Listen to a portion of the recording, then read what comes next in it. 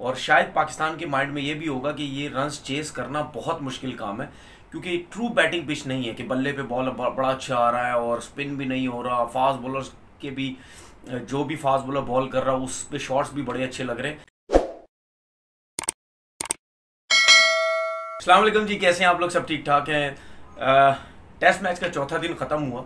506 run का target दिया Australia ने पाकिस्तान को। अभी जो सिचुएशन है 192 पे 2 विकेट्स गिरे हैं पाकिस्तान के, और बाबर आजम ने बहुत टाइम बाद सेंचुरी की, और उनके लिए बड़ी एक अच्छी चीज़ है, क्योंकि जिस तरह उनकी रेपुटेशन है उस हिसाब से वो सेंचुरी नहीं कर पा रहे थे, लेकिन उन्होंने 100 किया। और जिस तरह की बैटिंग की उन्होंने इस पिच के ऊपर, इसी टाइप की बैटिंग की ज़रूरत थी। उसके साथ अब्दुल्ला शफीक भी 71 रन पे वो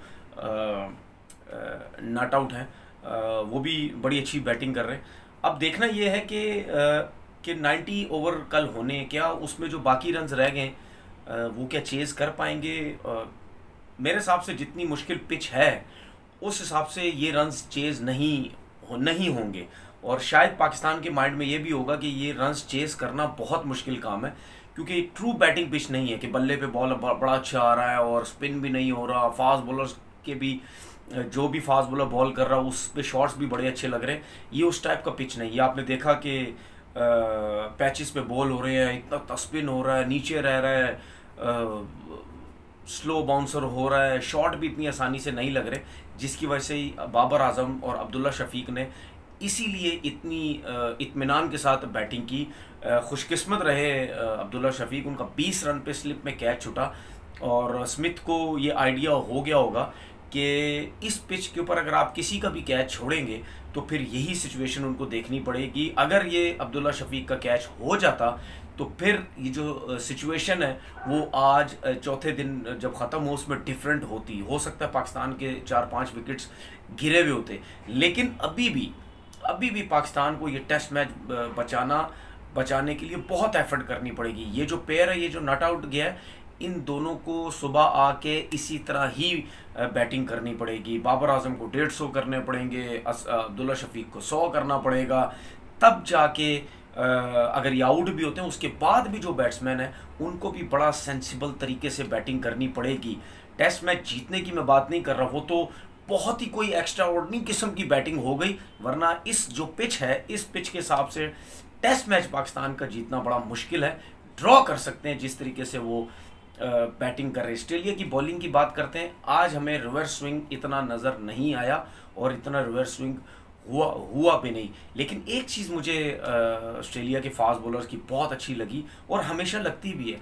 आप देखें, जब वो पहला स्पेल करते हैं, चाहे वो तीसरा स्पेल करें, चाहे चौथा स्पेल करें, हर स्पेल का जो पहला बॉल है, आप देखें कितना डेड विकेट है, उसमें भी पहला बॉल 135 प्लस पे जाता है। अगर आप स्टार्क की बात करते हैं, कमिंस की बात करते हैं, इनका पहला बॉल ही, मतलब यानी इतना फिटनेस लेवल इनका हाई है, स्टिफ होते ही नहीं है।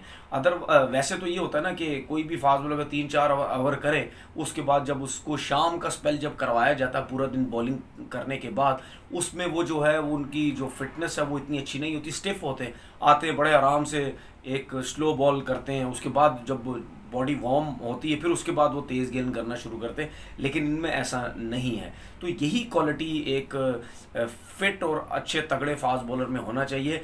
लकी रहे बाबर आजम कि नया बॉल जब लिया उसमें जो इन स्विंगर हुआ पैट कमिंस को, वो बच गए बाबर आजम। और अब लेट्स सी देखते हैं कल जो है नया बॉल फेस करना पड़ेगा इसको, बाबर आजम को और अब्दुल्ला शफीक को। नेशनल स्टेडियम में हमेशा नया बॉल सुबह के टाइम थोड़ा बहुत आपको तंग करता है बॉल, क्योंकि स्विंग होता है वेदर की वजह से, एयर की वजह से। लेकिन जिस किस्म की पिच है, उस पिच के हिसाब से जिस तरह ये दोनों बैटिंग कर रहे हैं, अगर इसी तरह ही करते चले गए, अगर पहला सेशन 2 घंटे का ये इसी तरह ही खेलते हैं, लेकिन उसके बावजूद भी इनको खेलना पड़ेगा। अगर पहला सेशन के अंदर भी, क्योंकि रन्स इतने, आई थिंक तकरीबन 314 रन्स करने, ये रन्स इतने हैं कि इस पिच पे आप ये नहीं कर सकते कि एक सेशन हम अच्छा खेलेंगे उसके बाद हम तेज़ खेल के बनाएंगे।